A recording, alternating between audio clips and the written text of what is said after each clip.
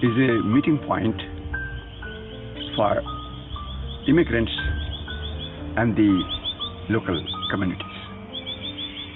We have a vision to hand over language, literature and culture to our next generation as their heritage.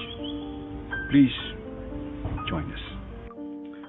Sangam has plans to go in all 4 directions with Sangam Samaj, Sangam Taaleem, Sangam Culture and Sangam Media. We are the literary voice of global writers. प्रेम सिखाया नहीं जा सकता, लेकिन प्रेम के बीज बोए जा सकते हैं। शिक्षा के माध्यम से हम अपने बच्चों में अपने बुजुर्गों की रिवायतों के प्रति प्रेम के बीज बोना चाहते हैं। आइए, हमारा संगम का सफर खूबसूरत न्यूजीलैंड से शुरू हो चुका है। संगम मशरिकी और मगरिबी दरियाओं का मिलाप है।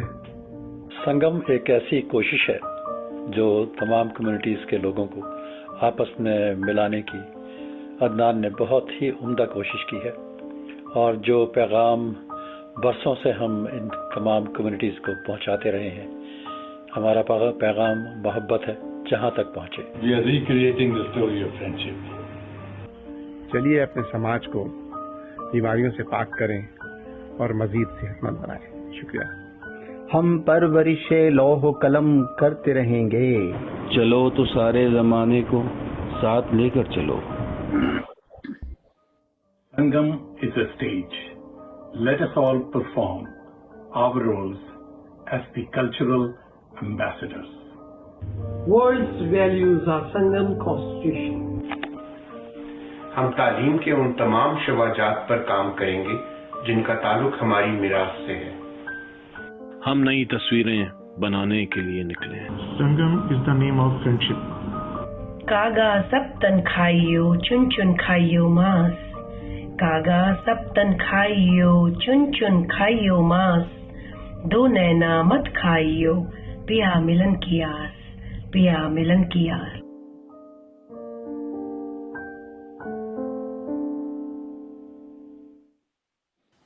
अस्सलाम वालेकुम, आदाब, सत श्री अकाल एंड गुड इवनिंग। मेरा नाम अदनान मिर्ज़ा है और मैं तमाम लायक सद एहतराम हाज़रीन, नाज़रीन और सामीन को अपनी अहलिया फरा रईस अलवी और संगम की पूरी टीम की तरफ से आज इस महफिल में खुश आमदीद कहता हूँ। आदाबर्स, हम दिल की गहराइयों से अपने मुअज़्ज़िज़ मेहमानों को खुश आमदीद कहते हैं। Welcome to our honorable guests, His Excellency Mr. Kamaljeet Singh Bakshi, His Excellency Mr. Mahesh Bindra and Her Excellency Ms. Priyanka Radhakrishnan. आज हम एक अहम मौजू पर आपके साथ गुफ्तगू करेंगे। हम जानते हैं कि आपका शुमार निहायत मसरूफ़ शख्सियात में होता है, मगर आपने अपने कीमती वक्त में से एक प्राइसलेस पीस ऑफ टाइम हमें निकाल के दिया है। We are grateful from the core of our heart. हम आपके निहायत शुक्रगुजार हैं। संगम एक गैर सियासी तंजीम है और आज हम इसका एक बहुत अहम विंग संगम समाज का आगाज कर रहे हैं।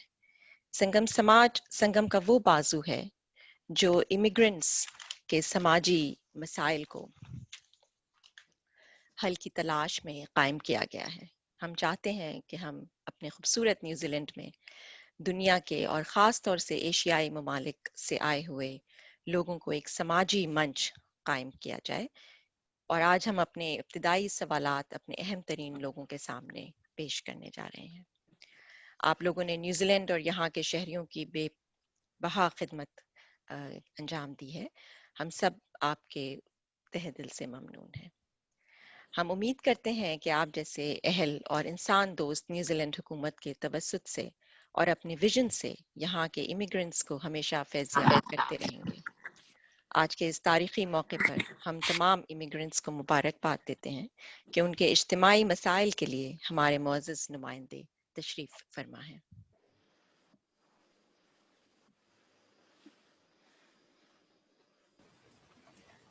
आज की ये महफिल जूम और फेसबुक की मदद से मुनक़िद की जा रही है। तमाम मेहमान और शुरका जूम पर मौजूद रहेंगे और ऑडियंस फेसबुक पर ये प्रोग्राम लाइव देख भी सकेगी और सवालात भी कर सकेगी। इस महफिल की रिकॉर्डिंग संगम के यूट्यूब चैनल पर भी अपलोड कर दी जाएगी। अब हम आज की इस महफिल के मॉडरेटर्स जनाब डॉक्टर यूसुफ कुरैशी और मोहतरमा प्रीता बयास साहिबा को इनवाइट करते हैं। डॉक्टर कुरैशी साहब किसी भी तारुफ के मोहताज नहीं हैं। डॉक्टर साहब पेशे के एतबार से एक मेडिकल डॉक्टर हैं और कई ममालिक में यूनाइटेड नेशंस की तरफ से इंसानियत की खिदमत करते रहे हैं। यूसुफ साहब एक मुसन्निफ भी हैं और हमारे इस एसोसिएशन संगम के चीफ कॉरेस्पॉन्डेंट फॉर न्यूजीलैंड हैं। प्रीता बयास साहिबा रेडियो का एक मायानाज नाम है। 19 साल ऑल इंडिया रेडियो और 10 साल रेडियो तराना पर काम करती रही हैं। 200 से ज़ायद किताबों की मुसन्निफ़ा हैं और संगम की डायरेक्टर हिंदी प्रोजेक्ट्स और एडिटर हिंदी मैगज़ीन भी हैं।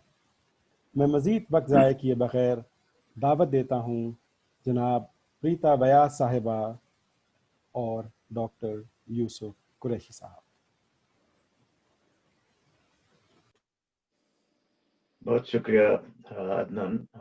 ये सब जो भी हमारे श्रोता देख रहे हैं पूरी दुनिया में, ये सब आपकी काविशों का नतीजा है। मैं दरख्वास्त करूंगा कि आप प्रीता बयास जी हाउस कीपिंग रूल्स के बारे में कुछ इरशाद फरमाएं। जी बहुत बहुत शुक्रिया डॉक्टर साहब।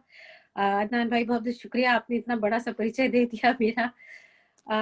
आदरणीय कमलजीत सिंह बख्शी जी, आदरणीय महेश बिंद्रा जी, आदरणीय प्रियंका राधा कृष्णन जी, मैं आप सबका संगम समाज के इस मंच पर स्वागत करती हूँ, अभिनंदन करती हूँ। आप सबने अपने व्यस्त कार्यक्रमों के बीच से हमारे बीच आ सकने का समय निकाला, इसके लिए संगम समाज का ये मंच आपका आभारी है। संगम समाज नॉन पॉलिटिकल प्लेटफॉर्म है जो हमारे इमिग्रेंट्स के लिए उनके विचारों को जिंदा रखने के लिए, उनकी बात को जिंदा रखने के लिए बना है। हम चाहते हैं कि इस मंच से वो आपकी बात को सुन सकें, आप उनके लिए क्या काम कर रहे हैं, आपकी पार्टी उनको किस तरह से सपोर्ट कर रही है, ये सब वो जान सकें ताकि उनकी सोच साफ हो। साथ ही अगर उनके पास कोई सवाल है जो वो पूछना चाहते हैं, जिनको लेकर वो अपने आप को पशोपेश में पाते हैं, तो वो सवाल आपसे कर सके। कार्यक्रम सुचारू रूप से चले और समय पे समाप्त हो, इसके लिए कुछ बातें तय की गई हैं जिनको हम हाउस कीपिंग रूल्स कहते हैं। और मैं जब बताऊंगी तो थोड़ा सा वो इतने गंभीर माहौल में स्कूल की यादें ताजा हो जाएंगी। वो एग्जामिनेशन हॉल, अल्फाबेटिकल ऑर्डर में बैठना और फिर एक तय समय में अपना पेपर हल करना, और जैसे ही समय पूरा हो गया वो टन टन टन, तो वैसे ही कुछ रूल्स है। हमारा जो आज का कार्यक्रम है उसके 3 भाग हैं। जो पहला भाग है वो स्कूली एग्जाम वाला भाग है, यानी उसमें आप सबको 5-5 मिनट दिए जाएंगे जिसमें आप अपनी बात कहेंगे, अपने बारे में, अपनी पार्टी के बारे में बातें बताएंगे। और 5 मिनट पूरे हो जाएंगे तो अदनान भाई के पास वो घंटी होगी टन टन वाली।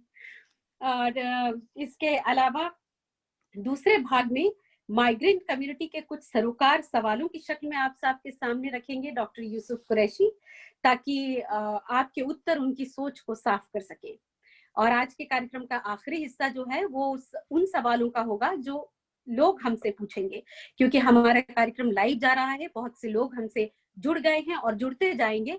और जो भी हमें सुन रहे हैं वो हमारे सुनने वाले, देखने वाले, अगर वो कुछ सवाल हमसे करना चाहते हैं तो उनके सवाल मैं आप तक पहुंचाऊंगी। ये हमारा तीसरा सेगमेंट होगा। तो अधिक समय ना लेते हुए मैं अब चाहूंगी डॉक्टर यूसुफ कुरैशी सवालों का आगाज करें। आप हमारे मेहमानों को बुलाएं। संगम के सारे सुनने वालों, देखने वालों, श्रोताओं को डॉक्टर कुरैशी का प्यार भरा सलाम, नमस्कार, सत श्री अकाल और आदाब। सबसे पहले सवाल मैं करूंगा योर एक्सीलेंसी कंवलजीत साहब आपसे। योर एक्सीलेंसी, आपका ताल्लुक दिल्ली से है, दिल्ली यूनिवर्सिटी में पढ़ते हुए, तो क्या सियासत में दिलचस्पी तालिब इल्म के ज़माने से रही, या जब आप न्यूजीलैंड आए तो फिर यहाँ की सूरत हाल से मुतासिर होकर सियासत ज्वाइन की, और फिर दूसरी पार्टियों को छोड़कर नेशनल पार्टी ज्वाइन की, जिसमें आप 2008 से अपनी खिदमत दे रहे हैं? तो ये बताइए कि नेशनल की ऐसी क्या पॉलिसियां हैं जो आपकी कोशिशों के कारण हम इमिग्रेशन डायस्पोरा के लिए बनाई गई हैं, या आपकी कोशिशों से बनाई जाने वाली? योर एक्सीलेंसी, माइक आपके पास। बहुत बहुत शुक्रिया डॉक्टर साहब। और सबसे पहले मैं संगम के तमाम जो ऑफिस बेयरर्स हैं उन सब का शुक्रिया अदा करना चाहता हूं जिन्होंने इस प्लेटफॉर्म का आगाज़ किया है, जहां पे पॉलिटिशियंस आकर आपके जो मेंबर्स हैं उनके साथ बातचीत कर सकें। और काफ़ी समय के बाद, ख़ास तौर पे जैसे कि मैंने पहले प्रोग्राम शुरू होने से पहले महेश जी से मजाक कर रहा था कि काफ़ी समय के बाद हम एक दूसरे के आमने सामने हैं, और टेक्नोलॉजी का ये इतना बड़ा एक एडवांटेज हो गया कोविड में कि हम ऑनलाइन आकर एक दूसरे से बातचीत कर सकते हैं, अपने ख्यालात का इजहार कर सकते हैं। तो आपका मैं शुक्रिया करता हूँ अदनान भाई, फर्रा बहन, जो आपने ये जो प्रोग्राम को शिफ्ट किया। जो आपका ओरिजिनल प्लान था वो संडे का था, क्योंकि संडे को कुछ और भी प्रोग्राम थे जिस कारणवश मैं नहीं आ पा रहा था, पर आपने इसको सैटरडे के लिए शिफ्ट किया। मैं तहे दिल से आपका शुक्रिया अदा करता हूँ। और प्रीता जी, आपने जो हाउसकीपिंग के जो रूल्स रखे हैं उसमें कोशिश करेंगे कि उसको फॉलो कर सकें, क्योंकि पॉलिटिशियंस जो हैं वो आमतौर पे ये एडवांटेज कई बार ले लेते हैं। और यहाँ पर मैं अपने जो दो पार्लियामेंटेरियन, महेश जी जो पहले मेरे साथ पार्लियामेंट में थे, और प्रियंका, इन दोनों का भी मैं एक्नॉलेज करता हूँ कि ये भी आज मौजूद हैं। सबसे पहले ऑन लाइटर साइड, फर्रा जी, आपका, प्रीता जी और कुरैशी साहब, आपके बैकग्राउंड में जो संगम का लोगो आ रहा है और उसमें वो रेड डॉट आ रहा है, वो बार बार मेरा ध्यान जैसे माथे पे बिंदिया होती है उसकी तरफ ले जाता है। तो वो बार बार मेरे को वापस अपने आप को लाइन करना पड़ता है कि नहीं, वो नहीं है ये। तो बहुत बहुत आपको मुबारक कि आपने जो ये इसका जो लोगो चुना है उसके लिए भी आपको मुबारकबाद। बिल्कुल ठीक कहा डॉक्टर साहब। मैंने जब न्यूजीलैंड आया 2001 में, पर पॉलिटिक्स जो था वो फैमिली में था, तो यहाँ आकर मेरी कोशिश थी कि भी किसी ना किसी पॉलिटिकल सिस्टम में मैं अपनी कंट्रीब्यूशन करूं। पर ये कभी भी मकसद नहीं था कि मैं मेंबर ऑफ पार्लियामेंट बनूं। मकसद ये था कि जो अपना डायस्पोरा है उनकी रिप्रेजेंटेशन जो है वो पार्लियामेंट में होनी चाहिए, और पार्लियामेंट्री सिस्टम में होनी चाहिए, जहाँ पे जो पॉलिसीज बनती हैं उनमें कंट्रीब्यूट कर सकें। और ऑब्वियसली मुल्क में नया था, मैंने थोड़ा सा रिसर्च भी किया कि कौन सी पार्टी को मेरे को ज्वाइन करना चाहिए। तो मेरे को लगा कि नेशनल पार्टी की जो पॉलिसीज़ हैं, क्योंकि मैं बिजनेस बैकग्राउंड से था, और मेरे को लगा कि ये पॉलिसीज़ जो हैं वो मुल्क के लिए अच्छी हैं, और मैंने नेशनल पार्टी को ज्वाइन किया और अपना जो जैसे कहते हैं आगाज़ किया पॉलिटिकल करियर का एज अ मेंबर। 2001 से मैं लगातार इस पार्टी का मेंबर हूँ, और 2008 में मेरे को पार्टी ने मौका दिया कि आप अपना जो है लक आजमाइश करें, किस्मत को आजमाएं कि मेंबर ऑफ पार्लियामेंट बन के लोगों की रिप्रेजेंटेशन वहाँ पे की जा सके। तो ओवरऑल इस चीज़ का लोगों को एहसास नहीं है कि नेशनल पार्टी हमेशा से माइग्रेंट्स की ओर देखती आई है, और उनकी रिप्रेजेंटेशन जो है पार्लियामेंट में सबसे पहले नेशनल पार्टी में की। पेंजी वोंग, जो कि एशियन मूल की पहली मेंबर ऑफ पार्लियामेंट थी, वो नेशनल पार्टी की तरफ से हुई। 2008 में पहला कोरियन, पहला इंडियन, और अब पहला जो फिलिपिनो है, वो सब के सब जो हैं वो नेशनल पार्टी के द्वारा ही पार्लियामेंट तक पहुंचाए गए।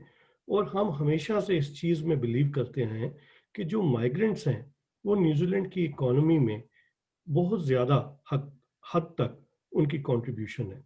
अगर आप हिस्ट्री में पीछे जाएं, जैसा कि हमें मालूम है 1890 में दो पहले पंजाबी भाई जो हैं वो पंजाब से न्यूजीलैंड आए थे, और उन्होंने बुश कटिंग जो है, क्लीनिंग का काम वाइकाटो और किंग कंट्री में शुरू किया था। अभी मैं पीछे वाइकाटो में ही था और किंग कंट्री में, तो लोग उस चीज़ को अभी तक मानते हैं कि यहाँ पे जो क्लीन अप हुआ है वो उसमें इंडियंस की बहुत बड़ी कंट्रीब्यूशन रही है। तब से लेकर अभी तक लगातार इंडियंस की जो पॉपुलेशन है उसमें आगाज होता रहा है, और हमारी जो कंट्रीब्यूशन अभी एक एस्टिमेट के मुताबिक तकरीबन 4 से 5% जीडीपी की जो है वो हमारे द्वारा की जा रही है। और उसमें सिर्फ ये इंडियंस की मैं बात कर रहा हूँ, इतना जो जीडीपी की कंट्रीब्यूशन है, अगर हम पूरा डायस्पोरा या माइग्रेंट कम्युनिटी को लें तो ये कंट्रीब्यूशन कई फोल्ड बढ़ जाएगी। तो मैं समझता हूँ कि नेशनल पार्टी इस चीज़ को हमेशा से एक्नॉलेज करती आई है, और यही कारणवश है कि हम हमेशा से माइग्रेंट्स को ओपन आर्म्स के साथ वेलकम करते आए हैं और उनकी कंट्रीब्यूशन को एक्नॉलेज करते आए हैं। जहाँ तक मेरा इन्फ्लुएंस रहा, 2008 में आप सबको याद होगा कि काफ़ी ज़्यादा जो लॉ एंड ऑर्डर की सिचुएशन थी उसमें गिरावट आ रही थी, और उस टाइम पे जो हम ऑपोजिशन में थे तो पार्टी के साथ बातचीत करके रिप्रेजेंटेशन देके, आपको याद होगा कि 3 मर्डर जो हैं वो बहुत थोड़े टाइम के अंदर हो गए थे। तो उस समय एक्स्ट्रा पुलिस जो है काउंटीज मैनेकाउ में जो हमने डिप्लॉय की थी, जिसका नतीजा ये हुआ कि लॉ एंड ऑर्डर में बहुत फर्क पड़ा। और उसके अलावा जैसा कि हम जानते हैं कि खास तौर पे हिंदू, मुस्लिम और सिख जो प्रीस्ट हैं उनकी फॉर्मल क्वालिफिकेशन जो है वो कोई नहीं होती। तो एक ये बहुत बड़ा चैलेंज था, लोग लगातार मेरे को इस चीज़ के लिए अप्रोच करते थे।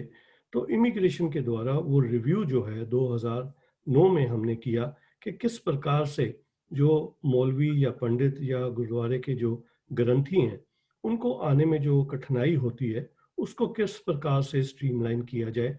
तो उस चीज़ को जो है स्ट्रीमलाइन करके काफ़ी स्मूथ कर दिया था कि जो रिकग्नाइज्ड ऑर्गेनाइजेशंस हैं उनके जो मौलवी हैं या वो पंडित हैं या ग्रंथी हैं उनको आने के लिए इतनी तकलीफ ना हो। इसी प्रकार कई और ऐसी पॉलिसीज़ हैं, और स्मॉल बिजनेसेस की पॉलिसीज़ को अगर लें तो उसमें भी कोकस में लगातार मैं अपनी कौम की तरफ से आवाज़ उठाता रहा हूँ किस प्रकार से हम इस चीज़ को सुनिश्चित करें कि बिजनेसेस के लिए ईज ऑफ बिजनेस हो। इसी कारणवश आप देखेंगे कि पूरी दुनिया में हम टॉप 5 कंट्रीज में रहते हैं जहाँ पे ईज ऑफ बिजनेस की जो एक अवेलेबिलिटी है, और लोग अपना बिजनेस बिना किसी हिचक के वो अपना शुरू कर सकते हैं। तो ऐसी ये सारी पॉलिसीज़ जो हैं लगातार नेशनल पार्टी के द्वारा पहले 9 सालों में इम्प्लीमेंट की गई, और आगे चलकर भी मेरी ये पॉलिसीज़ में कंट्रीब्यूशन यही है कि पार्टी को मैं इस लाइन पे लाता हूँ कि माइग्रेंट्स की जो ओवरऑल पोजीशन है उसको हम इग्नोर ना करें, उनकी जो प्रॉब्लम्स हैं उनको हल करने की कोशिश करें। बहुत शुक्रिया योर एक्सलेंसी कि आपने इतनी अच्छी मालूमात दी, और वक्त का लिहाज करते हुए आपने पूरे 5 मिनट में ही अपनी बात जो है वो हम लोगों तक पहुंचाई है। और अब की बार आप इलेक्शन लड़ रहे हैं पैनम्योर और ओटाहू के ऊपर, सीट के ऊपर, जबकि आप पिछली लिस्ट कैंडिडेट थे। तो हम उम्मीद करते हैं कि आप जरूर हम लोगों की सहायता करेंगे। अब दूसरी और हम चलते हैं महेश बंद्रा जी की तरफ। महेश बंद्रा जी, मुझे नहीं पता कि आप पंजाबी हैं या नहीं, क्योंकि पंजाबी आप बहुत अच्छी खासी बोलते हैं, लेकिन ताल्लुक मुंबई से है। लेकिन आपका ताल्लुक एक ऐसी पार्टी से है महेश बंद्रा जी जो हमेशा खबरों में रहती, और इस वजह से जाहिरी तौर पर आपको अपनी पोजीशन, अपनी पार्टी में एक यूनिक हैसियत हासिल। प्लीज ये बताइए कि न्यूजीलैंड ट्रस्ट की ऐसी कौन सी पॉलिसियां हैं जो हम इमिग्रेशन डायस्पोरा के लिए फायदा पहुंचा रही हैं या फायदा पहुंचाने के लिए बनने वाली हैं, और आपकी काविशें उसमें शामिल हैं। महेश बंद्रा जी, आप। डॉक्टर साहब, सबसे पहले शुक्रिया आपका, अदनान भाई का और आपकी पूरी टीम का। प्रीता जी हैं, मिसेस मिर्जा हैं, आप सब ने बहुत काफी वक्त से कोशिश करके और मेहनत करके इस मंच को बनाया है, और मैं शुक्रिया करता हूं आपका कि आपने हम सबको यहाँ आने का जो है उनको इनविटेशन दिया है। तो इससे पहले कि मैं पार्टी की तरफ जाऊं, मैं पहले अपनी बैकग्राउंड जो है वो बता दूं आपको कि मेरी तालीम जो है वो पॉलिटिकल साइंस से है, साइंस में है, मुंबई यूनिवर्सिटी से। तो जब मैं यहाँ पर आया, मैं भी करीब उसी वक्त आया था जबकि मेजॉरिटी हमारे लोग जब आए थे, जब पॉइंट सिस्टम हुआ करता था। जैसे कि अभी मेरे दोस्त बख्शी जी ने बताया, मैं उनको दोनों को एक्नॉलेज करता हूँ, अपने कलीग्स को, बख्शी जी और प्रियंका राधाकृष्णन जी को। तो चाहे हम अलग अलग पार्टियों से हैं, लेकिन हमारी आपस में काफी अच्छी दोस्ती है, और हम जब कम्युनिटी की बात आती है तो हम फिर एक हो जाते हैं। फिर मतलब पार्टी तो खैर अलग बात है, लेकिन जब सवाल आता है अपने इंडियन डायस्पोरा का तो हम मिलकर काम करते हैं, और ये खुशी की बात है। बीच बीच में हमारी बहस होती रहती है, झगड़े होते रहते हैं, लेकिन वो अलग चीज है। तो मैं वापस आता हूँ उस पर कि जब मैं आया यहाँ पर न्यूजीलैंड में, तो खैर पॉलिटिक्स तो थी ही, एजुकेशन में थी ही, वैसे ब्लड में भी थी। तो मैं अपने बहुत पुराने दोस्त जीत सचदेव जी के संपर्क में आया, और मैं उनका शुक्रगुजार हूं कि उन्होंने मुझे प्लेटफॉर्म दिया पहला भारतीय समाज के जरिए से। उन्होंने मुझे एनकरेज किया कि आप आया करो भारतीय समाज में, यहाँ पर आपको अगर सामाजिक कार्य करने का आपको अगर दिलचस्पी है तो आप यहाँ पर आया करो, मेरे साथ काम करो आप। तो मैं भारतीय समाज में मैं वॉलंटियर बन गया, और आज भी हूँ। मुझे इस बात का फख्र है कि आज भी मैं भारतीय समाज का वॉलंटियर हूँ। तो उन्होंने मुझे वो ऐसा प्लेटफॉर्म दिया कि जहाँ मुझे अपने लोगों को जानने का मौका मिला, उनके मसालात क्या हैं, उनके प्रॉब्लम्स क्या हैं, इश्यूज क्या हैं, वो समझने का मौका मिला। तो करीब 2006 में मेरी मुलाकात हुई राइट ऑनरेबल विंस्टन पीटर्स जी से एक पब्लिक मीटिंग में, जहां पर कि मैंने उनको चैलेंज किया। अभी झगड़ना वैसे भी मेरे स्वभाव में था, तो उनसे मैं झगड़ पड़ा कि आप देखिए, हमारे लोग जब आते हैं यहाँ पर तो हम लोग इनविटेशन से आते हैं all over the world. Your high commission and your embassies have this banner, clean green and safe New Zealand. हम लोगों को आप इनवाइट करते हो। हम लोग रिफ्यूजी नहीं है और हम लोग क्रिमिनल नहीं है। हम लोग जब यहाँ पर आते हैं तो हमारे साथ हम लोग स्किल्स लेकर आते हैं, पैसा लेकर आते हैं, यहाँ के लोगों के लिए एम्प्लॉयमेंट क्रिएट करते हैं हम लोग। और बदले में क्या मिलता है हम लोगों को? कोई आकर डेयरी लूट कर ले जाता है, किसी टैक्सी ड्राइवर का, इंडियन का मर्डर हो जाता है। और लॉ एंड ऑर्डर सिचुएशन कैसी है आपकी? आप जब क्लेम करते हैं कि clean green and safe New Zealand, clean तो है खैर, हम लोग काफी दूसरे मुल्कों से हम लोग ज्यादा साफ हैं, ग्रीन भी हैं बहुत हद तक, but are we any safe? And my people are not safe. My people don't feel safe here in this country. And you have invited us as a foreign minister. So उन्होंने कहा कि first thing first, thank you very much for standing up for your people. क्योंकि लोग बात बोलते नहीं हैं। तो उन्होंने कहा कि आप खड़े रहे अपने लोगों के लिए, तो मैं आपको thanks to you, he said, I am the person who has asked for 800 more policemen in the street. It will take some time before they can be recruited, they can be brought to the streets. But my party is the one which has asked for 800 policemen, and I will give it to you. It will take some time, but I guarantee you that you will feel that New Zealand is safer than before. So anyway, उनके बाद उन्होंने मुझे सवाल पूछा कि उनको लगा कि शायद किसी दूसरी पार्टी की तरफ से जासूसी करने के लिए आए मेरी मीटिंग में। तो उन्होंने मुझसे पूछा कि do you belong to any political party? I said no, not in this country. So he said, then he asked me, he said, back in India, I guess you are from India. So I said yes. So he said, back in India, were you Congress or were you BJP? तो मैं बहुत हंसा, क्योंकि एक foreign minister जो कि 12,000 kilometre दूर है हिंदुस्तान से, उसको भी पता है कि हिंदुस्तान की पॉलिटिक्स में ये मेन पार्टी जो है वो कौन सी है। तो मैंने कहा कि नहीं, वो तो बात नहीं है, लेकिन then he said, you are obviously computer literate, aren't you? I said yes, I am. So he said, have a look at my policies. Okay, and next time when we meet, tell me what do you want changed. आप बताइए कि क्या आप बदली करना चाहेंगे मेरी policies में से। तो मैंने पॉलिसीज पढ़ी न्यूजीलैंड फर्स्ट की, तो मुझे लगा कि न्यूजीलैंड फर्स्ट की पॉलिसीज में यही है कि एथनिक माइनॉरिटीज के लिए ऐसी कोई खास मेंशन नहीं है उसमें, लेकिन ये बड़ी बात, ये one of the founding principles is that once you are here, अगर आप एक बार यहाँ पर आते हैं लीगली और यहाँ के आप परमानेंट रेजिडेंट या सिटीजन बन जाते हैं, तो then you are a New Zealander and you have the same rights as somebody whose ancestors have come here 1000 years ago. So which I thought was being very fair to the immigrants, कि आपको वही दर्जा मिल रहा है जो कि 1000 साल जो लोग पहले आए थे उनको मिल रहा है। उसमें कोई फर्क नहीं एक्सक्यूज मी, उसमें कोई फर्क नहीं होता कि आप चाहे 2 महीने पहले आए हैं या आप 1000 साल पहले आए हैं। तो ये जो इक्वालिटी का जो प्रिंसिपल है वो मुझे अच्छा लगा।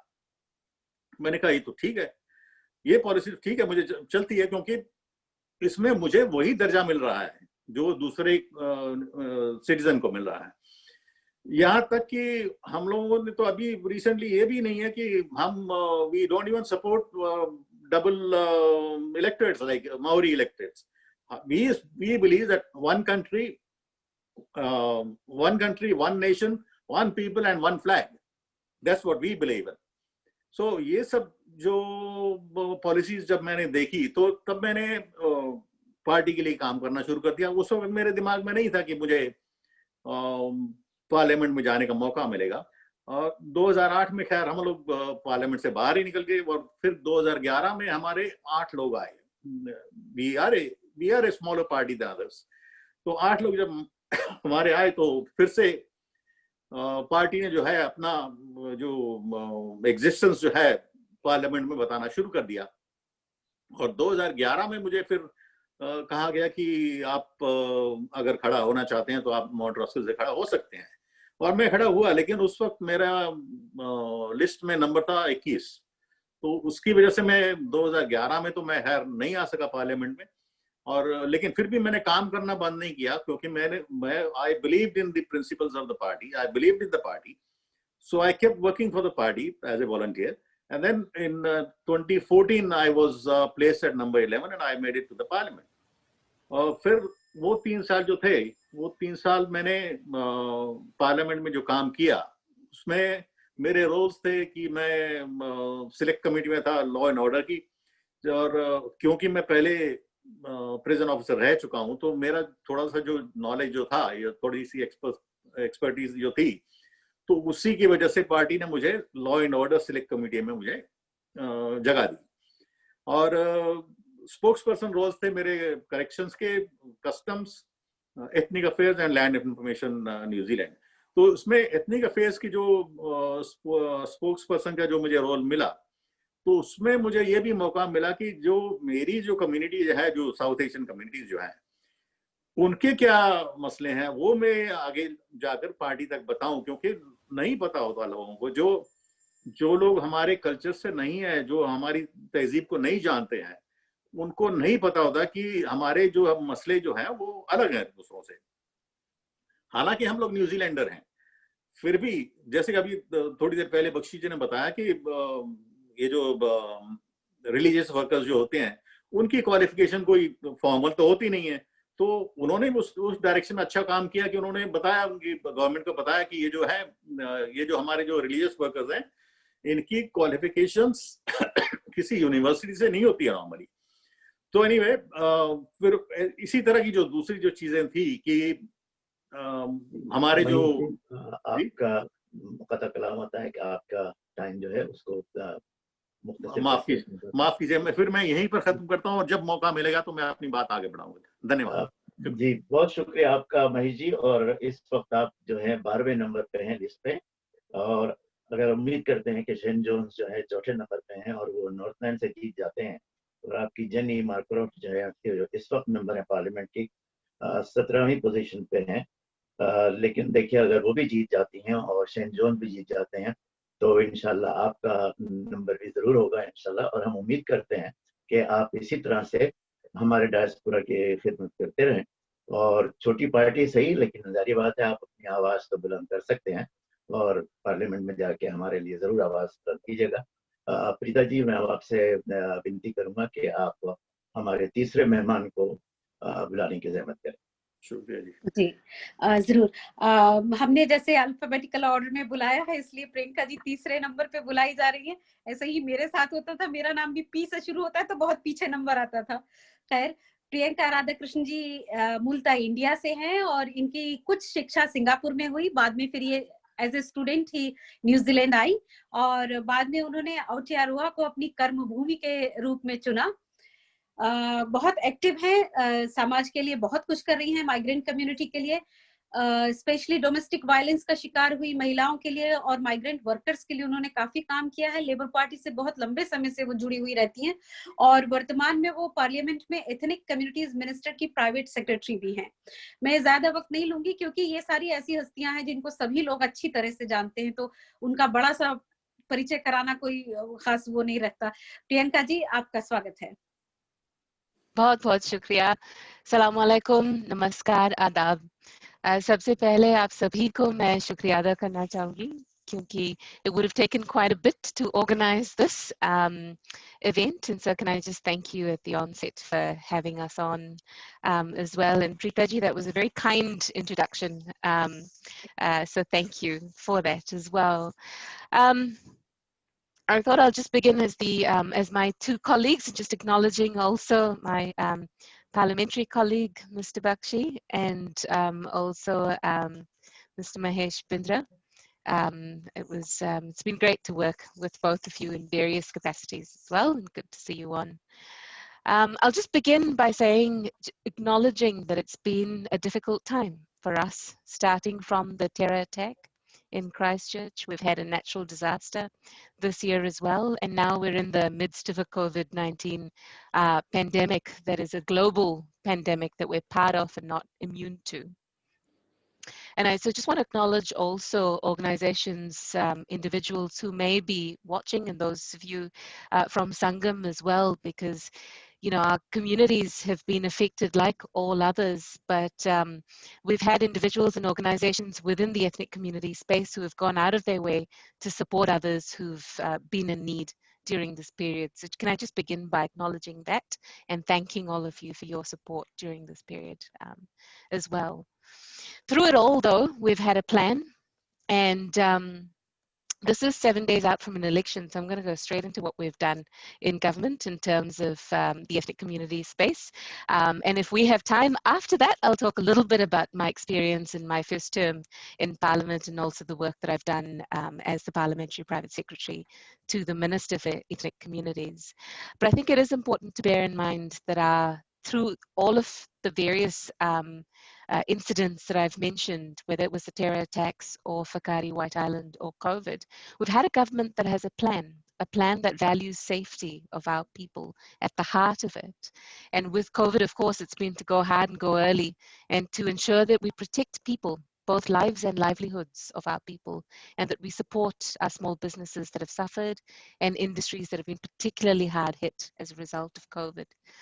We've also had the leadership throughout all of those incidents, leadership that values our diversity, a leadership that's inclusive and ensures that we all rebuild together. And so that's why, as we go into this election, we don't think it's time for change. It's time to ensure that we keep going with a government that has a plan to roll out the rebuild and the recovery for New Zealand in a way that's inclusive, in a way that invests in our people to get ahead, to retrain if they need to do so, to support small businesses to continue to rebuild, but also to invest in the critical infrastructure that we need to withstand some of the long-term challenges that we have. And part of that is inequality. Part of that is the discrimination that our communities face, but equally supporting the aspirations of our communities to get ahead as well. So that's just my little pitch, because 7 days out from an election, that's what I believe we're here to do, to give an actual opportunity or a choice to voters who might be watching.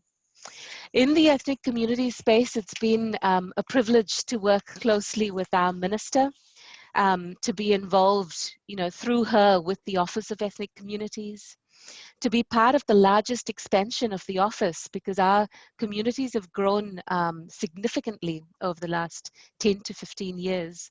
We now have over 216 communities represented. We speak over 160 languages. And speaking of languages, can I just commend the work that Sangam is doing? I know that one of the key focus areas for Sangam is to ensure that we can pass on language to the next generation. And that's incredibly important, because language is such an integral part of who we are in terms of our identity, whether we're, Indian New Zealanders, Pakistani New Zealanders, Chinese New Zealanders, wherever we come from. Our language is what connects us to our histories and a large part of who we are. So the work that you do to keep alive the literary aspect of language and passing it on, thank you for that. So the largest expansion of the Office of Ethnic Communities, the fact that we increased the Ethnic Communities Development Fund 8-fold. So the previous Labour government had started that fund at 500,000. And over the last 9 years of the national government, it increased by 20,000, while our communities grew significantly. We've gone from about 10% to 17% of New Zealand's population. We've increased that to 4.2 million per year over 4 years. That's money that goes directly to our community organizations. And so this is just a shout out to anyone who's watching who might have a project that promotes social inclusion, and now in the COVID-based employment initiatives, or building resilience within our communities to get through this pandemic. Please apply, because we've changed it. We've increased the amount that's available directly to our communities by a huge amount, 8-fold. It's now not a one-off fund, but it's a rolling fund across the year. So you can actually apply whenever, as long as your project fits the criteria. We've also brought back adult community education, which people generally call night classes. And that's significant for our communities. I've spoken to so many, particularly our seniors or new migrants, who used those classes to build their support networks and to gain the skills that they needed. And so we've brought back funding for that. The work we've done in migrant worker exploitation to build the evidence, and then to take the steps that we have from a legislative point of view to ensure that migrants who've been exploited have an 0800 number, because one of the pieces of feedback that we got was that people were too scared to report exploitation because it was linked to their visa and immigration status. So we've delinked that and put in a separate pathway for migrants to report, and now we're putting in place a new visa so that people can get out of exploitative situations as well. The work we've done in domestic violence prevention, as Preeta ji mentioned, that's the area that I've worked in specifically prior to entering Parliament. We've made forced marriage illegal. We've increased or expanded the definition of domestic violence to include dowry abuse, both issues within our communities, whether we want to acknowledge that or not. So work that we've done in that space as well, but also generally, and the last one that I'll mention from an ethnic communities point of view particularly is working on removing the barriers through an employment action plan that will actually allow our communities to get the employment in related areas that are related to their expertise and the skills that they bring. This has been an issue for a long time, where people have come and said that they're qualified in a certain space but struggling to get employment, and employment is so integral to being able to survive in New Zealand. So looking at what some of those barriers are that we can remove for people from our diverse communities to get ahead as well. So I'll leave it at that in terms of the specific points that I wanted to make in the ethnic communities space, but it's been an absolute privilege to be in Parliament these last 3 years. I've also been on the Foreign Affairs, Defence and Trade Select Committee, and I feel very strongly that our communities, the fact that we're so diverse, our communities should be the bridge between New Zealand and all these different countries, because we're the ones who have the knowledge and the expertise as to how what the business culture is in different countries. And I feel that we need to do a lot better in valuing that space and tapping into that space as well. I've also been the Deputy Chair of the Social Services and Community Select Committee that has passed some pretty important pieces of legislation, or worked on some important legislation like child poverty as well. So I'll leave it at that for now so that there's a bit of time for questions as well. But once again, thanks so much for having me on this evening. Thank you so much Priyanka ji. और जैसे कि आपने mention भी किया अपनी बात में कि संगम हमारी कम्युनिटी के लिए हवाले से काम कर रहा है, और बिल्कुल एक पौधे को जैसे आप एक जगह से उखाड़ के दूसरी जगह लगाते हैं तो उसको थोड़ी सी एक्स्ट्रा केयर की जरूरत पड़ती है। यही हम लोग जब अपने जमीन छोड़ के दूसरी जमीन पर आकर बसने की कोशिश करते हैं तो थोड़ी सी एक्स्ट्रा केयर की जरूरत पड़ती है। और आप तीनों ही जो भले ही किसी भी पार्टी को आप बिलोंग कर रहे हो, लेकिन आप हमारी इमिग्रेंट कम्युनिटी का चेहरा है, रिप्रेजेंटेशन है आप हमारा, और जो बातें आप कर रहे हैं और जो कंसर्न्स आपने बताए वो बहुत मायने रखते हैं हमारे लिए। और आगे के सवालों के लिए अब मैं ये सिलसिला थमाती हूँ, डॉक्टर यूसुफ कुरैशी के हवाले करती हूँ। बहुत शुक्रिया प्रीता जी। सबसे पहले मैं सवाल हमारे पास है जो कि हमने तीनों मेहमानों के लिए रखे हैं। तो पहले हमारे मोहतरम कंवलजीत साहब बख्शी, योर एक्सीलेंसी, आपसे सवाल है। योर एक्सीलेंसी, क्या आपकी पार्टी जो है कोई ऐसी पॉलिसी बनाने के विषय में विचार कर रही है जिसके अनुसार हमारे डायस्पोरा की भाषा की तदरीस हो सके, जो कि हमारे जो न्यू जनरेशन है, जो कि मेरे अब तो हमारे पोते पोतियां और नवासे नवासियां है, कि उनको हमारे जो भाषाएं हैं हिंदुस्तान और पाकिस्तान के डायस्पोरा की, जिसको मैं हिंदुस्तानी कहता हूँ, तो उनके लिए कोई तदरीस का उर्दू हिंदी का कोई सिलेक्टेड स्कूल्स में कोई पॉलिसी बना रहे हैं आप, या है आपकी पार्टी की? डॉक्टर साहब, बहुत ही अहम सवाल है ख़ासतौर पे डायस्पोरा का, क्योंकि लैंग्वेज के साथ, भाषा के साथ बहुत चीज़ें जुड़ी हुई हैं, और अगर हम खुद ही भाषा नहीं बोल सकते तो बच्चों को क्या हम सिखा सकते हैं, ये एक बहुत बड़ी बात है। और इस कारणवश जब मैं 2001 में न्यूजीलैंड आया था, और ये मैं कई बार इस चीज़ को लोगों के साथ कई प्लेटफॉर्म से शेयर कर चुका हूँ कि अपने घर पे मैंने और मेरी वाइफ ने ये असूल बनाया था कि हम अपने बच्चों के साथ हिंदी या पंजाबी में बात करेंगे, क्योंकि हिंदी या पंजाबी, जैसा आपने कहा, कि घर से शुरू हो सकती है।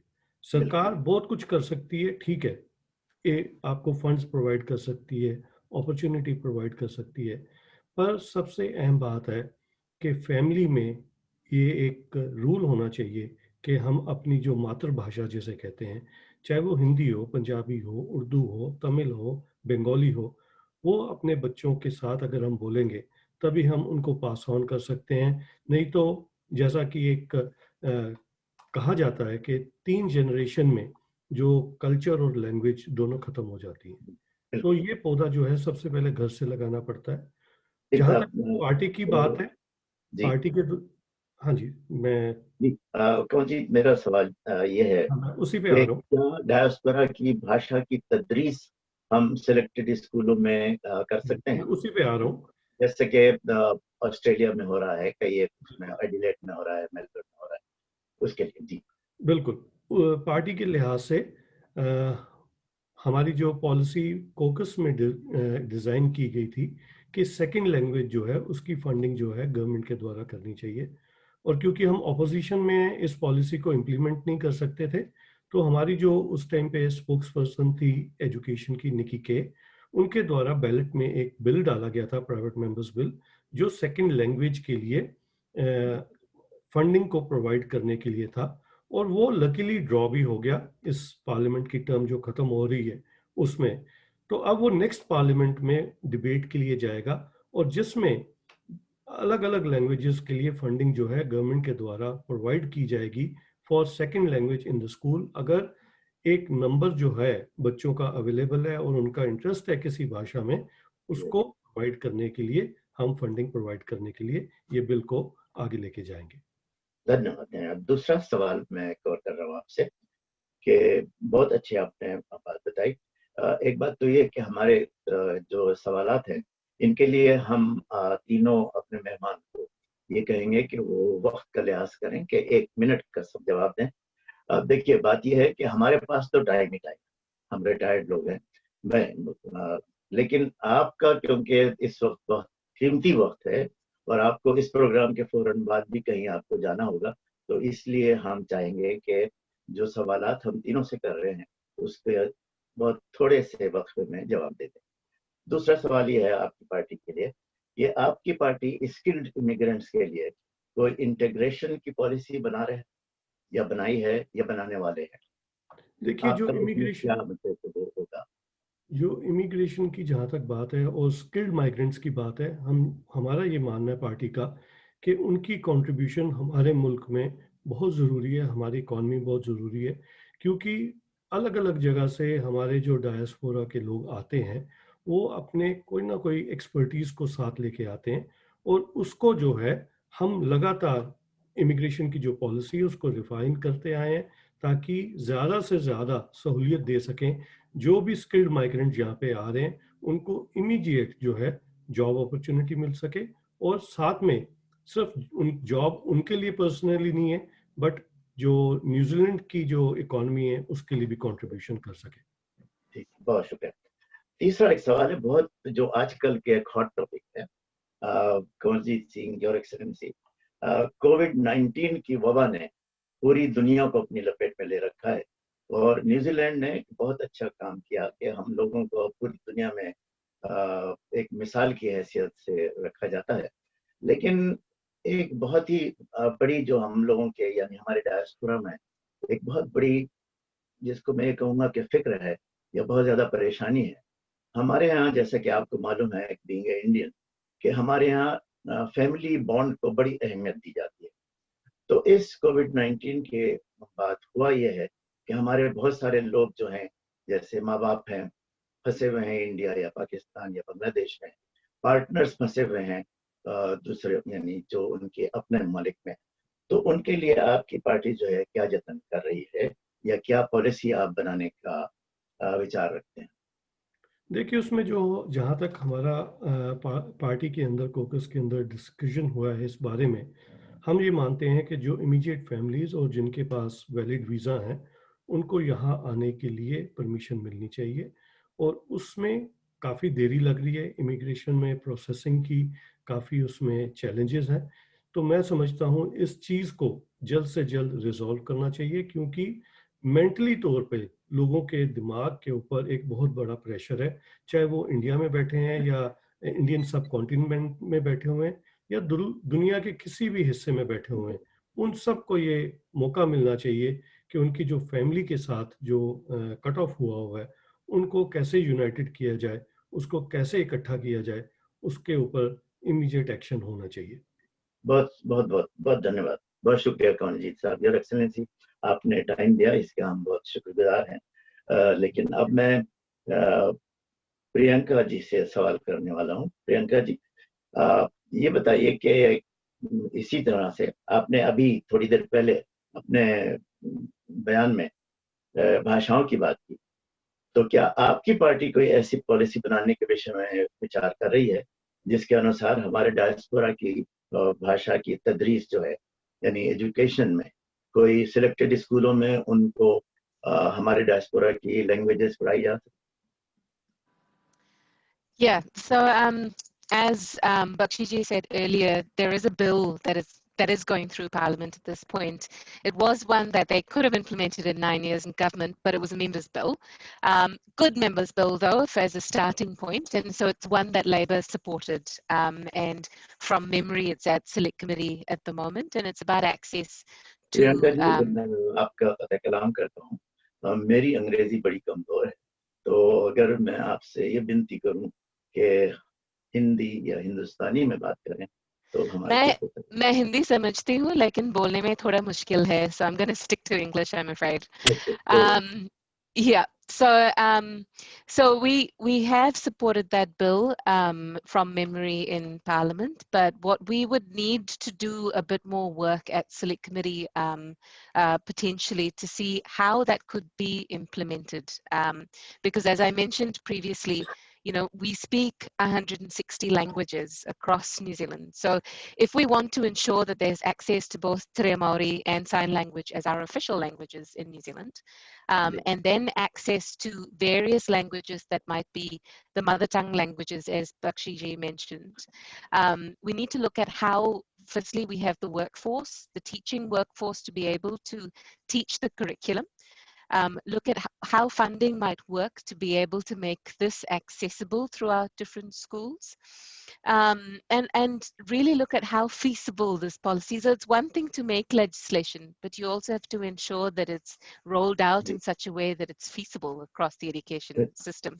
I come from a country, I grew up in Singapore, where second language was compulsory, and so I totally support the benefits of learning another language. जी, बहुत शुक्रिया। दूसरा सवाल आपसे ये करूंगा कि स्किल्ड इमिग्रेंट्स के बारे में, इनकी इंटीग्रेशन जो है वो हमारी सोसाइटी में आपकी पार्टी क्या कर रही है, या आप वो किस तरह से इसमें बदलाव ला रही हैं, या कोई नई पॉलिसी बना रही हैं, या क्या पॉलिसी है आपकी party? Yeah, so I'm going to say I've heard from Mr. Bakshi a few times that National supports or values migrants. Unfortunately, we're in a space at the moment where we've had a previous government over the last 9 years that has made it, I guess in a way, that has made it such that we've had a large number of temporary migrants with no pathway to residency and actually being able to stay here long term. And that's an issue that we've inherited, which we've having to work through now. I think we all value, or at least most of us value, migrants and their contributions to New Zealand. Labour has historically made it easier and changed immigration settings away from ethnicity as a focus towards skills. The immigration system has always been used to ensure that we close the skills gap that we have in New Zealand, and that also means that when migrants come here, there are jobs and there's employment to go to.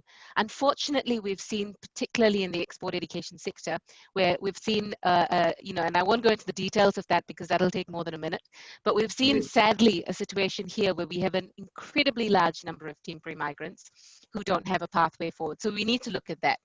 Integration also, we've expanded, for example, the Welcoming Communities funding that government puts into local councils to incentivize or encourage them to work with migrants to ensure that we as a society value migrants as well. So I pointed that as well. But we also have to ensure that we address things like discrimination so that people who come to New Zealand feel valued and feel included in New Zealand society. So I'm going to leave it there. Yeah. Bakshi, आप इसके ऊपर कुछ remark देना चाहें? देखिए doctor साहब, मैं अपनी पार्टी की पॉलिसीज बता रहा हूँ। मैं लेबर पे अटैक नहीं करना चाह रहा था, बट प्रियंका जो है बार बार उसी मुद्दे पे जाती हैं कि 9 साल में क्या हुआ। 9 साल को छोड़ो, पिछले 3 साल में आपने क्या किया, उस मुद्दे पे बात की जाए, या आगे क्या करना है।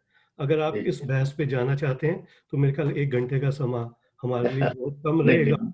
और एक छोटा सा रिमार्क देते हैं। Likewise. ठीक, कोई बात। चलिए जी, आपके साथ प्रियंका जी दोबारा आते हैं।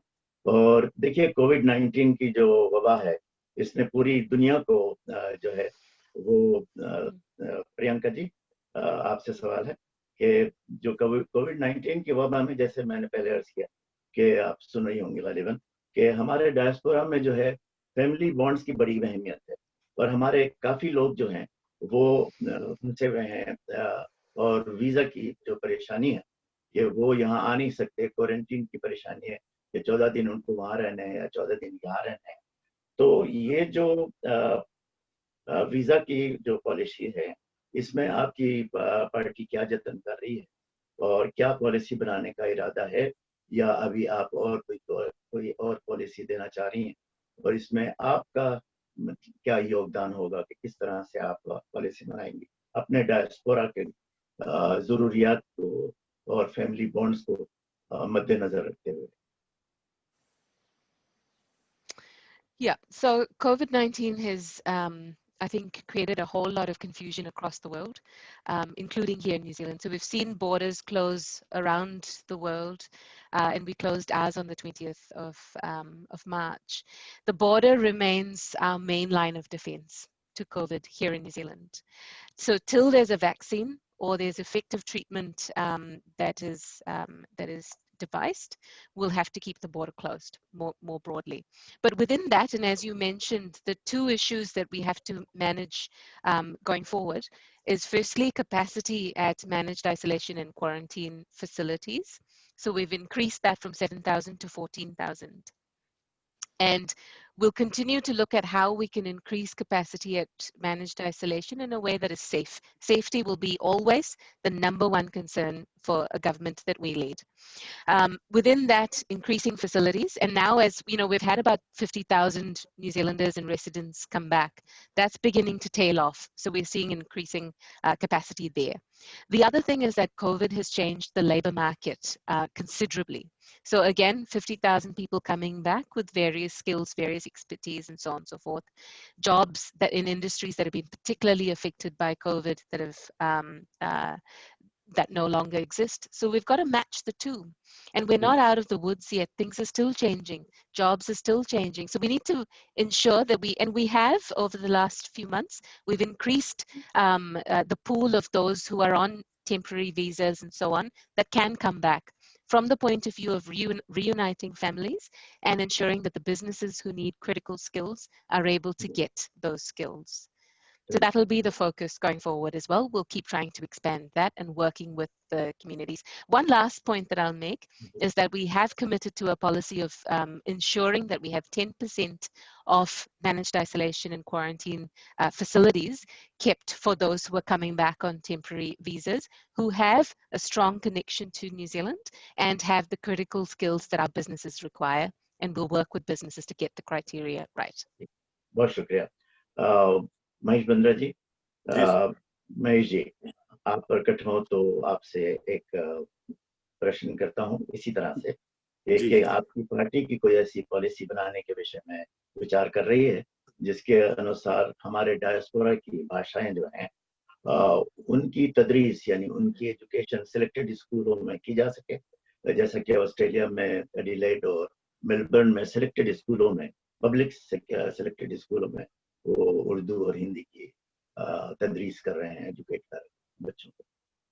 जी, मोर जनरली देखिए कि जहाँ तक मेरा थोड़ा सा रिसर्च का सवाल है, तो मुझे ये पता चला है कि जो बच्चे एक से ज़्यादा ज़बानें बोलते हैं, मल्टीलिंगुअल जो होते हैं, उनका आईक्यू जो होता है वो सिंगल जो एक ज़बान बोलते हैं उन बच्चों से थोड़ा ज़्यादा होता है। They have a better capacity to grasp things if they are multilingual.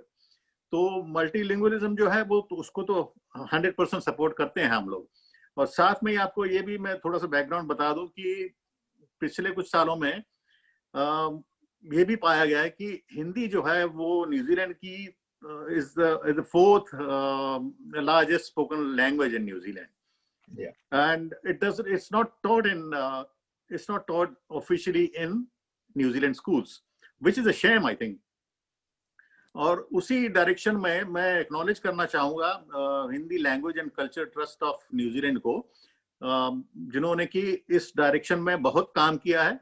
उसका मैं फाउंडिंग ट्रस्टी भी रह चुका हूँ। और दूसरा एक स्कूल है वाइटाक्रे हिंदी स्कूल, जिसको चलाते हैं सत्येंद्र शर्मा नाम के एक मेरे दोस्त हैं, वो चलाते हैं। तो ये दोनों जो ऑर्गेनाइजेशन जो है वो अपनी अलग अलग कैपेसिटी में इस डायरेक्शन में वो काम कर रहे हैं। वो फ्री सिखाते हैं वो लोग हिंदी। उर्दू के बारे में मुझे ज्यादा पता नहीं है, इस बात को मैं एडमिट करता हूँ। मुझे लगता है कि उर्दू भी जो हमारी जो पाकिस्तानी जो हमारे जो बिरादरी है, जो कम्युनिटी है पाकिस्तानी न्यूजीलैंड बिरादरी जो है, वो भी अपनी तरफ से सिखाते होंगे। लेकिन गवर्नमेंट के लेवल पर और गवर्नमेंट स्कूल्स में और दूसरे पब्लिक स्कूल्स में भी अलग अलग लैंग्वेजेस को ज्यादा सिखाया जाए, ज्यादा उसको तवज्जो दी जाए, ये हमारा मानना है। तो इस दिशा में मैं जो काम कर रहा था उसमें रुकाव आ गया, क्योंकि मैं पिछले 3 साल से मैं जैसे कि आप जानते हैं कि मैं पार्लियामेंट में नहीं हूँ। लेकिन ये जो काम जो करना है वो इतना जल्दी खत्म होने वाला नहीं है। हमारी पॉलिसी है कि multilingualism is the accepted thing. तो मैं उम्मीद करता हूं कि आने वाले कुछ सालों में मुझे और काम करने का इस दिशा में मौका मिलेगा इंशाल्लाह। जी, हम जरूर उम्मीद करते हैं कि आप इस मर्तबा आए जरूर पार्लियामेंट में और हमारे जो डायस्पोरा है इसकी मदद करें। दूसरा जो सवाल मैंने किया वो है स्किल्ड माइग्रेंट की इंटीग्रेशन के बारे में आपकी पॉलिसी जो है वो क्या है आपकी पार्टी? जी, सबसे पहली बात यह है कि हम लोग एक बात मानकर चलते हैं कि ये हमारा जो मुल्क है ये छोटा मुल्क है, आबादी कम है और हमेशा हम लोगों को इमिग्रेंट्स की जरूरत रहेगी क्योंकि हमारी एजिंग पॉपुलेशन है और स्किल्स शॉर्टेज है हमारे पास। और हम चाहते हैं कि जो स्किल्ड माइग्रेंट जो है जिनकी हमें जरूरत है उन लोगों को यहाँ पर लाया जाए और उनके स्किल्स से जो है वो न्यूजीलैंड की इंडस्ट्री को, न्यूजीलैंड के कॉमर्स को फायदा हो। और दूसरी बात यह भी कि इससे पहले कि उनको यहाँ पर लाया जाए उनके लिए यहाँ पर जॉब्स होने चाहिए, उनके लिए यहाँ पर हॉस्पिटल्स होने चाहिए, उनके लिए यहाँ पर उनके बच्चों के लिए स्कूल्स होने चाहिए और जनरली इकोनॉमी में उनको अच्छी जगह मिले, उनको अच्छे जॉब्स मिले, इसकी जो व्यवस्था वो पहले होनी चाहिए और फिर उनको लाया जाना चाहिए ताकि वो यहाँ पर लाकर और उनको हम सीधा सड़क पर नहीं छोड़ सकते। उनको लाने से पहले उनके रहने के इंतजाम, हाउसिंग, आपको पता है कि हाउसिंग की शॉर्टेज है हमारे पास, स्कूल्स कम है, हॉस्पिटल्स हमारे जो है वो they are not in ideal condition. तो वो सब जो इमिग्रेंट्स हम लोग लाएंगे, जो हमको लाने ही पड़ेंगे क्योंकि हमारे पास स्किल्स शॉर्टेज है, तो उन स्किल्ड इमिग्रेंट्स को लाने से पहले उनकी व्यवस्था जो है पूरी करनी चाहिए, ऐसा हम मानते हैं। जी, बहुत अच्छा। तीसरा सवाल अगर मैं आपसे ये कहूँ कि देखिए ये कोविड की जो वबा फैली पूरी दुनिया में और इसने न्यूजीलैंड को भी अपनी लपेट में लिया और उसकी वजह से हुआ ये कि हमारे, आपको जैसा आप जानते हैं एक हिंदुस्तानी होने के नाते, कि हमारे यहाँ फैमिली बॉन्ड्स को बड़ी अहमियत दी जाती है। यानी अगर हमारे माँ बाप वहाँ पे हैं, हम चाहते हैं कि हमारे माँ बाप हमारे साथ रहे। पार्टनर्स की भी बड़ी परेशानी है कि वो लोग वहाँ फंसे हुए हैं और हम लोग यहाँ हैं। तो इसके लिए आपकी पार्टी जो है वो क्या पॉलिसी बनाने की कोशिश कर रही है? जब आप पावर में थे या पावर में आने वाले हैं, तो उसमें आपकी पॉलिसी क्या होगी? जहाँ तक ये जो फैमिली की जो सेपरेशन का सवाल है, तो उसमें मेरे पास कम से कम पिछले दिनों में 200 से ज्यादा मैसेजेस आए थे कि हम लोग वहां पर फंसे हुए हैं या हमारे लोग फंसे हुए हैं वहां पर। तो उसके बाद मैंने राब्ता किया the right honourable Wilson Peters के ऑफिस से और उन्होंने फिर क्लियरेंस दिया एयर इंडिया को भी और यहाँ की जो दूसरी जो कॉन्ट्रैक्टेड एयरलाइंस थी उनको भी। तो काफी लोग उस तरीके से यहाँ पर वापस आए हैं। तो पॉलिसी तो यही है कि जो फैमिलीज जो है, families should not be separated.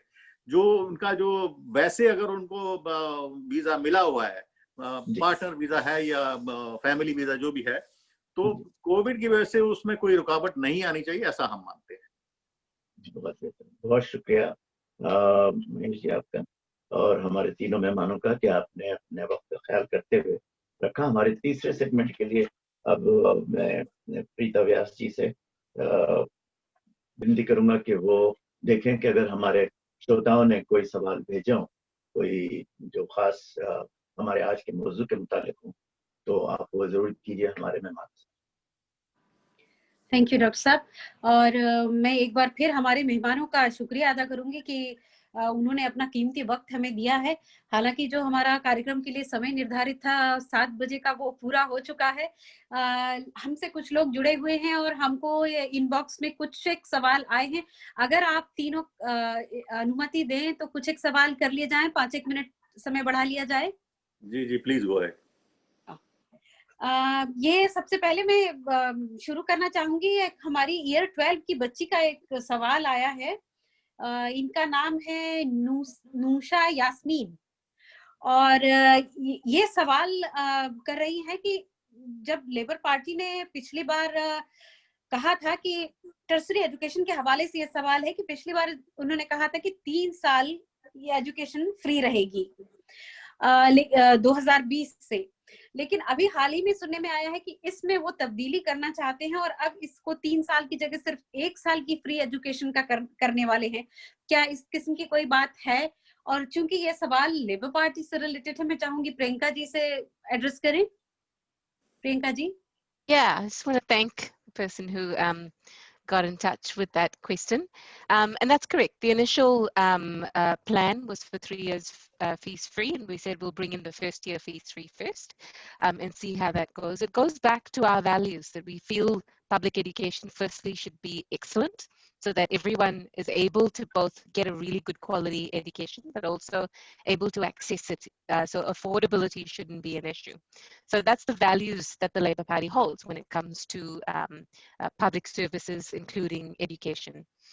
The first year fees free was to allow those who couldn't afford to get into post-secondary tertiary education, whether that was university or trades, to be able to do so. And we've seen that that has happened. Now with COVID, unfortunately though, given that our focus going forward, part of our plan, as I mentioned previously, is to ensure that we continue to invest in critical infrastructure in areas like mental health, aged care, community support, where we need people to build the workforce to be able to deliver what we want to do.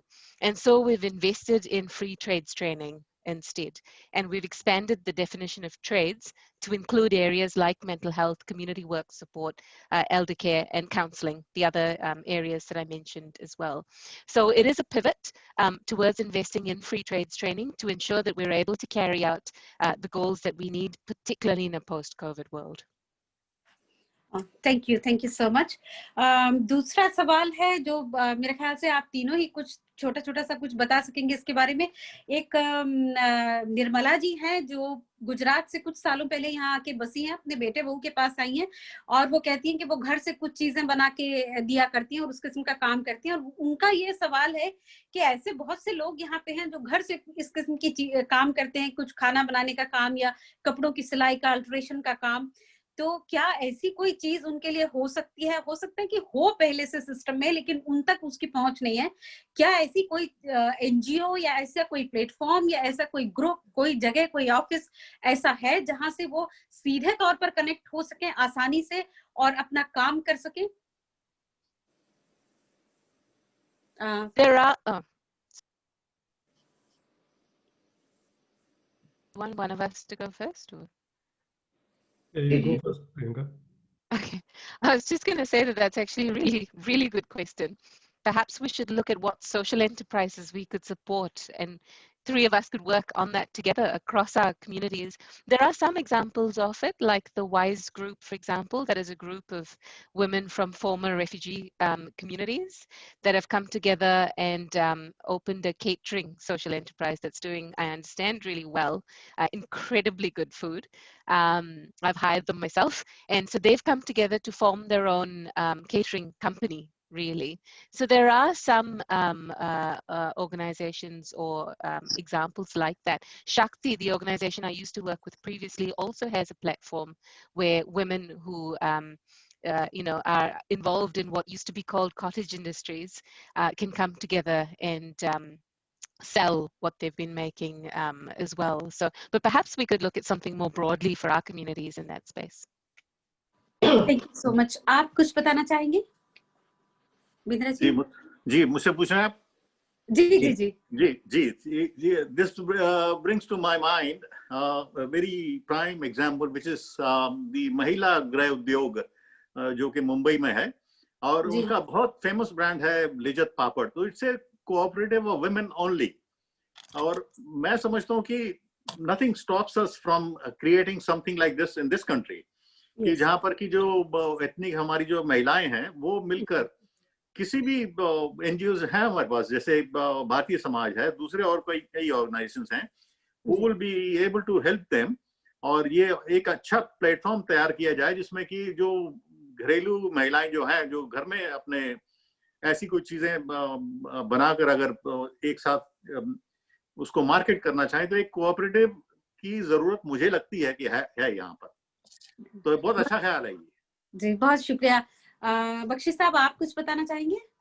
देखिए, मैं ऐसा समझता हूँ कि आजकल technology का ज़माना है और टेक्नोलॉजी में ही हम अभी ये मीटिंग भी कर रहे हैं। तो फेसबुक एक ऐसा प्लेटफॉर्म है जहाँ पे जो भी वो कुछ अपना बनाती हैं वो उसके ऊपर बेच सकती हैं। एक वहाँ पे मार्केट प्लेस है। अदरवाइज अगर वो कंप्यूटर लिटरेट नहीं है या उनको कोई हेल्प करने के लिए नहीं है, तो कई ऐसी ऑर्गेनाइजेशन है, जैसे कि महेश जी ने पहले नाम लिया था, भारतीय समाज, शांति निवास चैरिटेबल ट्रस्ट, उनके पास वॉलंटियर्स हैं जो उनकी मदद कर सकते हैं कि वो फेसबुक के प्लेटफॉर्म पे जाकर इस चीज़ को अपना मार्केट कर सकते हैं, और किसी की कोई कमीशन देने की ज़रूरत नहीं है, कुछ नहीं है। लोग, अब जैसा कि मैं एग्जांपल देता हूँ कि कल की बात है कि कुछ प्लांट्स मैंने देखे कि एक महिला है यहाँ कराका में जो अपने घर पे सीडलिंग्स और प्लांट्स ग्रो करती हैं, उनसे जाकर मैं और मेरी वाइफ गए थे, कुछ प्लांट्स खरीद के लेके आए। तो ये चीज़ें बहुत आम हो चुकी हैं, और फेसबुक ऐसा प्लेटफॉर्म है जिसके ऊपर वो अपना प्रोडक्ट को मार्केट कर सकती हैं। बहुत बहुत शुक्रिया। और एक आध सवाल और ले लूं, क्योंकि सवाल हमारे पास बहुत बहुत आए हैं और शायद सभी ने अपने अपनी तरफ से एक एक सवाल भेजा हुआ है। हालांकि कुछ सवाल जो लोग आप लोगों ने पहले जो कुछ बताया उसमें उनकी बात कवर हो गई, इसलिए मैं उनको छोड़ रही हूँ। बस एक दो सवाल मैं और एक पूछना चाहूंगी। एक हाउसिंग से रिलेटेड एक सवाल मेरे पास आया है, उन्होंने अपना नाम बताने से मुझे मना किया है। उनका कहना है कि हमारे यहाँ हाउसिंग की शॉर्टेज है, ये सब जानते हैं, और हाउस अभी जो कंस्ट्रक्शन है वो भी बहुत ज्यादा इस समय चल रहा है, लेकिन दिक्कत ये है कि एक तरफ तो घर कम है और दूसरी तरफ घर बनने का जो प्रोसेस है वो काउंसिल के जो फॉर्मेलिटीज है उसमें काफी देर हो जाती है। तो क्या ऐसा नहीं हो सकता या ऐसा नहीं किया जा सकता कि इस ओर ध्यान दिया जाए और या तो काउंसिल को और वर्कर प्रोवाइड किए जाएं, वहां पे और जॉब्स क्रिएट कर दिए जाएं, ताकि ये प्रोसेस जो है ये फास्ट हो सके? देखिए, ये एक बहुत ही अहम मुद्दा है प्रीता जी, और जिन्होंने भी ये सवाल पूछा है, मैं समझता हूँ कि उन्होंने वो एक हिंदी की कहावत है ना, दुखती रग को छेड़ा है, वो चीज़ है कि बहुत सारे लोग इस चीज़ से परेशान हैं। और इसी कारणवश हमारी पार्टी का ये मानना है कि जो रिसोर्स मैनेजमेंट एक्ट है उसकी जो है उसको रिपील होना चाहिए। और ये चीज़ हमने एक्सपीरियंस की थी कि क्राइस्टचर्च में अर्थक्वेक के बाद जबकि घरों की बहुत कमी थी, उस समय हमने काउंसिल को बिल्कुल फ्लैट आउट कर दिया था कि रिसोर्स कंसेंट जो है वो मास में दिए जाएंगे, लोगों को बहुत तादाद में दिए जाएंगे, जिस कारणवश आप देखिए कि क्राइस्टचर्च में जो दाम है घरों के वो स्टेबल हैं, वो इतने ज़्यादा नहीं बढ़ रहे हैं। वैसा ही कुछ न्यूजीलैंड के बाकी हिस्सों में भी करने की जरूरत है, चाहे वो ऑकलैंड है, चाहे क्वींसटाउन है, डनीडन है, इन सब जगहों पे एक ये जो आरएमए का जो रिसोर्स कंसेंट का जो प्रोसेस है उसको रिपील करके नया सिस्टम इंट्रोड्यूस करने की ज़रूरत है। और अगर हम सरकार बनाने में कामयाब हुए तो हम पहले से में इसके ऊपर काम करेंगे। बहुत शुक्रिया। और एक आखिरी सवाल एक और चलते चलते समेट लूं, और मेरे ख्याल से प्रियंका जी इस सवाल को जरा सा एड्रेस करेंगी।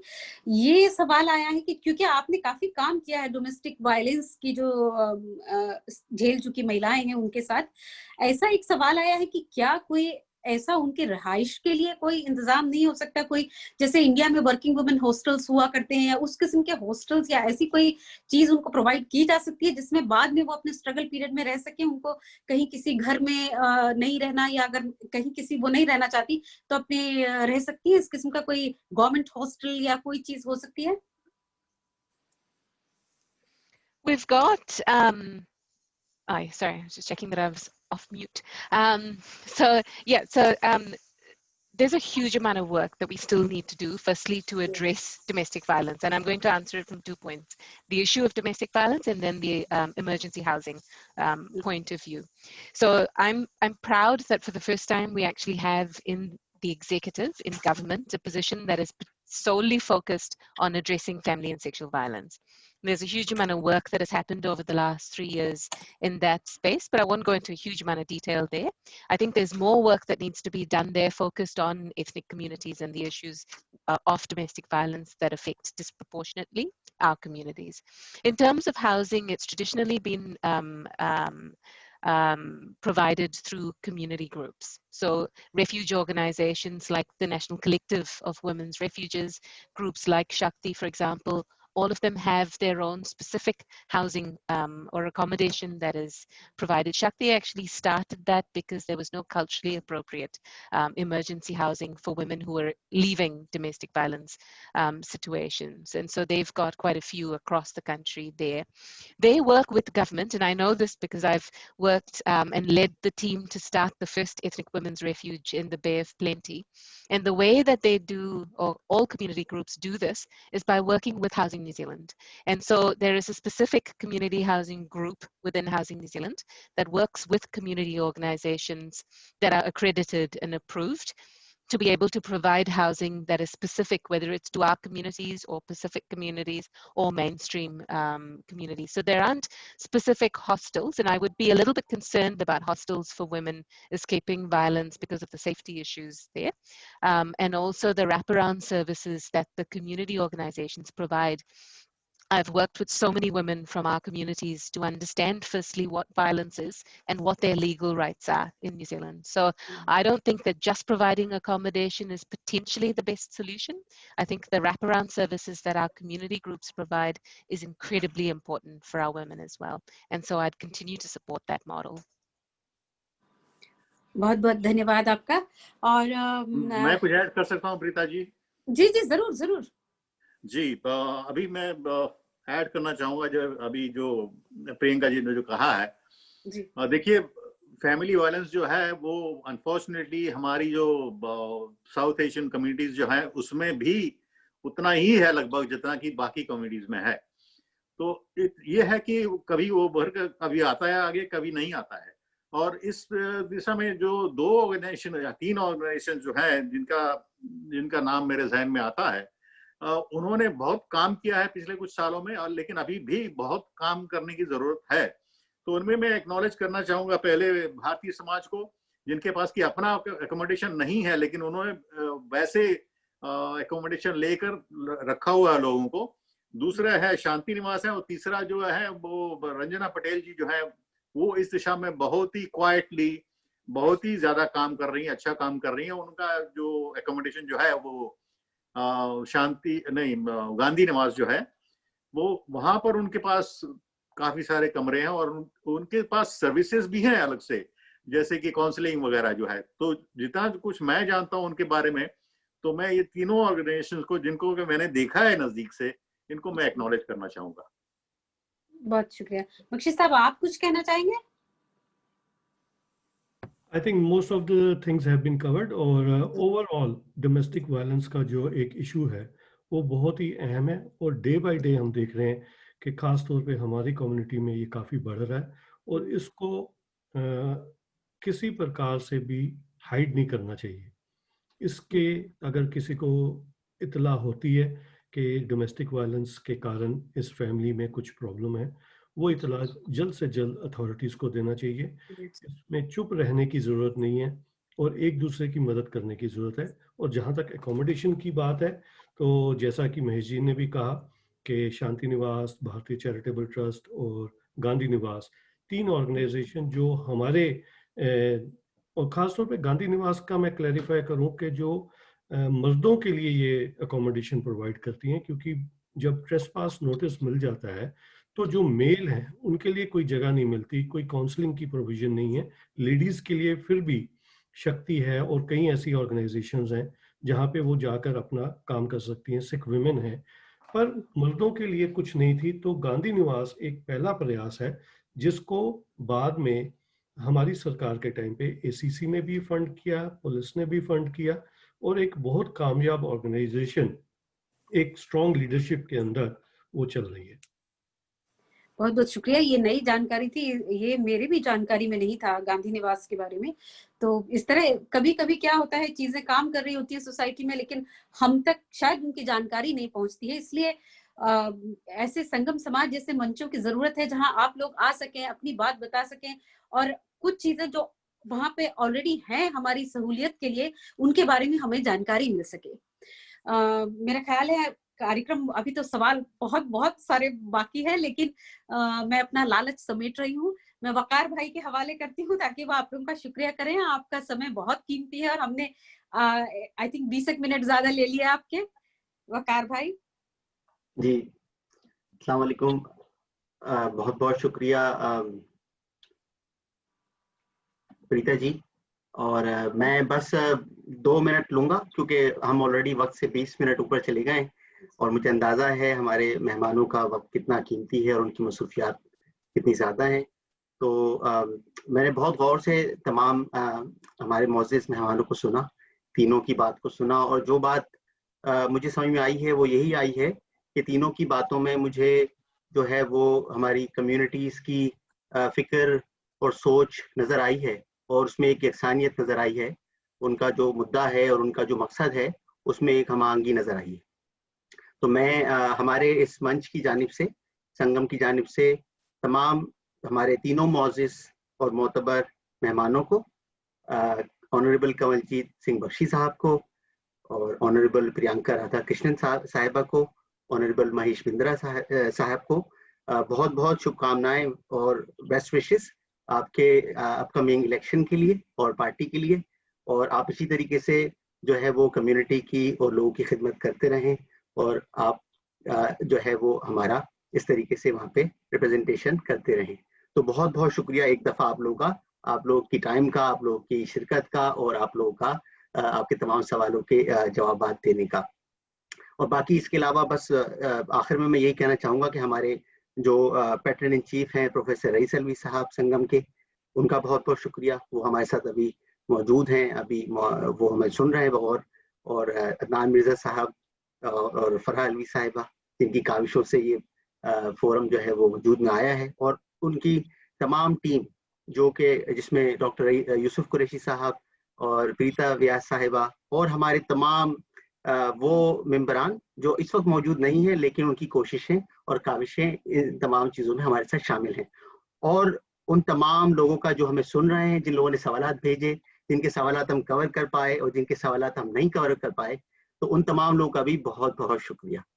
तो आप लोगों को एक दफ़ा फिर बहुत बहुत शुक्रिया। तानवीर साहब जी, बहुत शुक्रिया वकार भाई। मुझे बहुत खुशी है कि आप तमाम ख़वातीन व हज़रात ने संगम समाज की हौसला अफजाई करते हुए इस महफिल में शिरकत फरमाई।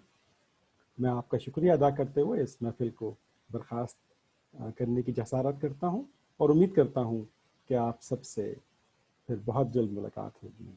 बहुत शुक्रिया। Good luck and all the best. Thank you Adnan भाई। Thanks so much. आप सभी का बहुत बहुत शुक्रिया।